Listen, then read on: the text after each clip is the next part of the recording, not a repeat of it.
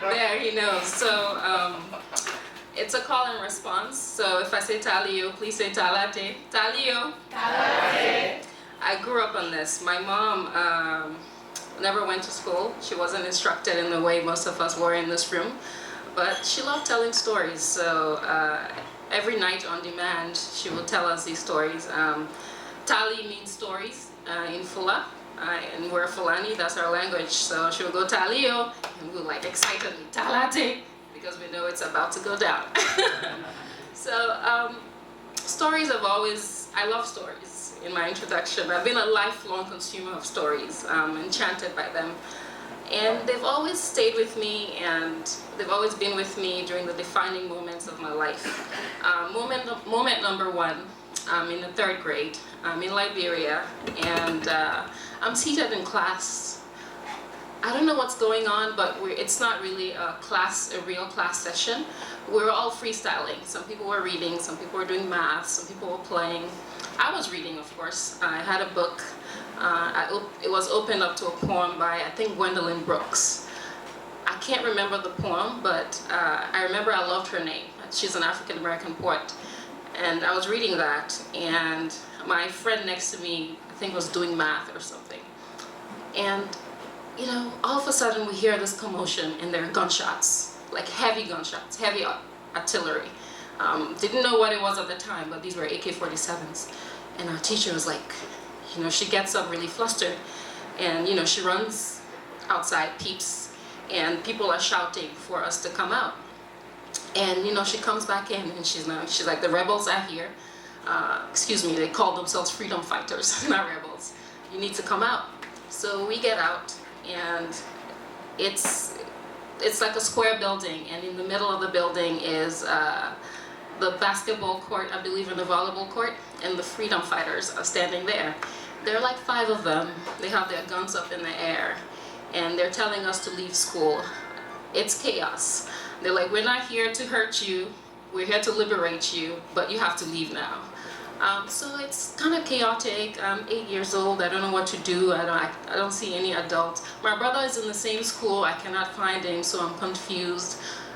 Then my best friend's father comes, and I follow them. I later learned that my brother was pulled aside because they suspected him to be of a certain ethnic group that was being hunted down. I think he was threatened, I'm not sure. I didn't ask his permission to tell his story, so I'll let him do that later. So I left my school. I left those books, you know, and I never saw that school again. And I never saw 99% of my friends. That was it. We walk away, and what had happened was the start of the decades-long civil war in Liberia. Didn't know it then, but we ended up spending 9 months in that town without our mother. My mother was in another country, so just me, my siblings, and my dad. At some point, what happened was my mom paid somebody off. She chartered a car, and they came to get us. And this was hard, traveling in a war-torn country, because you can be ambushed. You know, there are like 20 checkpoints manned by child soldiers who can be very volatile. So we get in this car. We were told like 2 days before that we had to leave. So we had to pack things. My brother is very practical. I think he tried packing food for us. He was the responsible one. He tried to see these things that my mom left behind that she liked.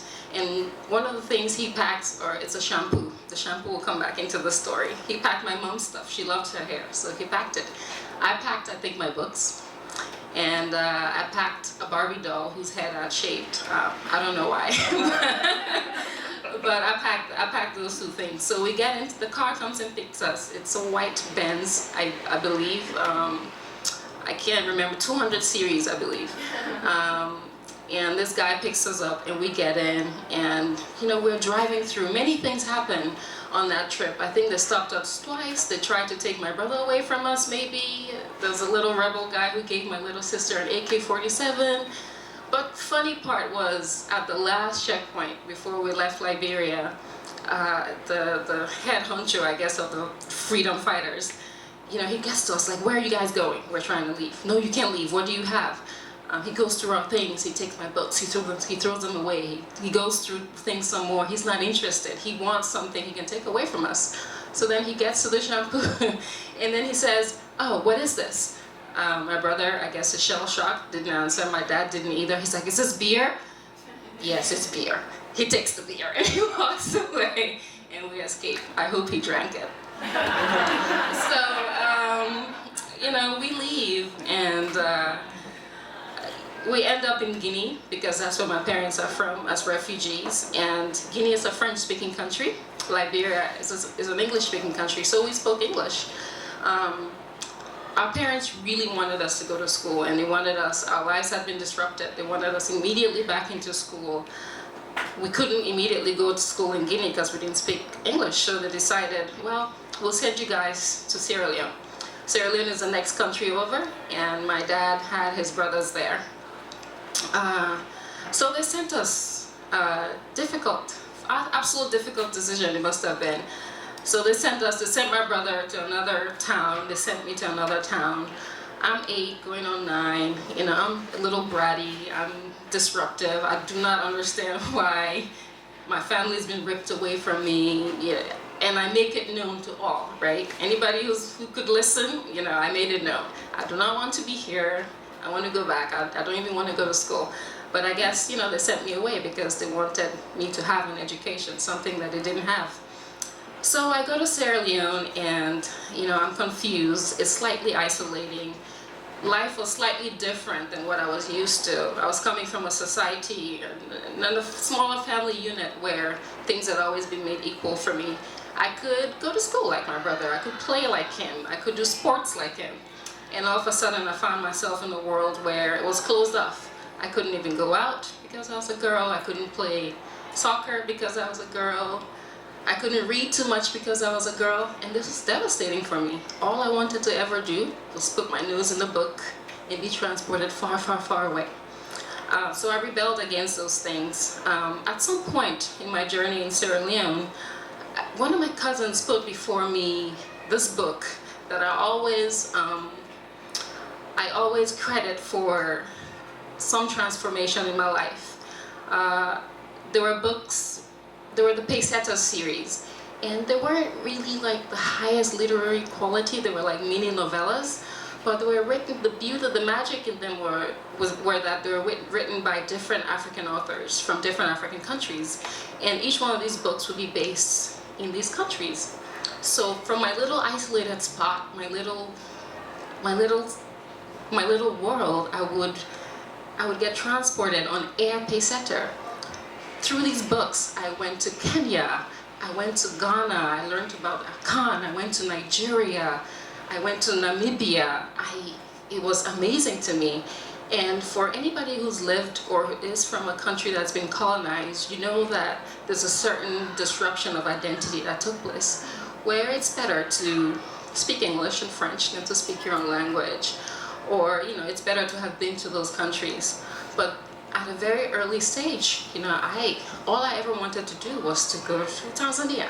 Oh my gosh, I want to go to Ghana, are you kidding me? This is where I want to be. And I didn't even understand what that was at that time, but later on it came, you know, it came fully back to me. I spent 6 years in Sierra Leone.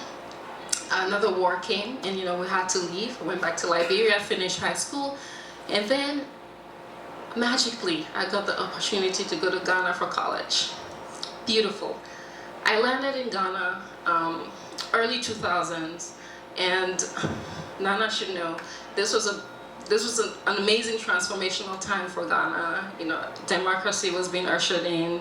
Economically, the country was on the rise, and I got to go to the University of Ghana, Leone. I got to go to school with 30 other African nationalities. This was beautiful. It was like a life in preparation for me. I was ahead of the curve, all my peers, you know, I knew exactly I could interact with the kids from Namibia, I could interact with the kids from Kenya. It was amazing, and it put me, identity-wise, all of a sudden everything formed, everything came, everything crystallized. It seemed like everything I had went through had been prepared almost for that moment, because what had happened was, without me even knowing it as a kid, was that I had been able to read, and that reading had given me the exposure that I needed to be curious about other people, to have respect for other cultures, something that I feel like sometimes is missing in how we deal with people that are different from us, racially or religiously, that I feel like it's really important. You need to be tolerant, you need to be curious, you need to be accepting. And I had those tools. I had those tools to be able to interact with people. So that experience was a blast. I spent maybe 5-6 years in Ghana, and I traveled almost all over Africa. It was amazing. And fast forward now to today, where I am. After college, I worked for a little bit in Ghana, and then I came to America on a scholarship. I studied, became a lawyer, and moved to New York. And if you know anything about New York, it's beautiful, but it can also, it's a tough place to be. If you don't come to New York as a fully formed human being, you can easily lose it. And I came to New York, confident in myself, confident in where, the things that I had been through and the things that had happened in my life. I was fully prepared to not only immerse myself in the New York culture, taking away from it, but also giving back to it. So yeah, that's it.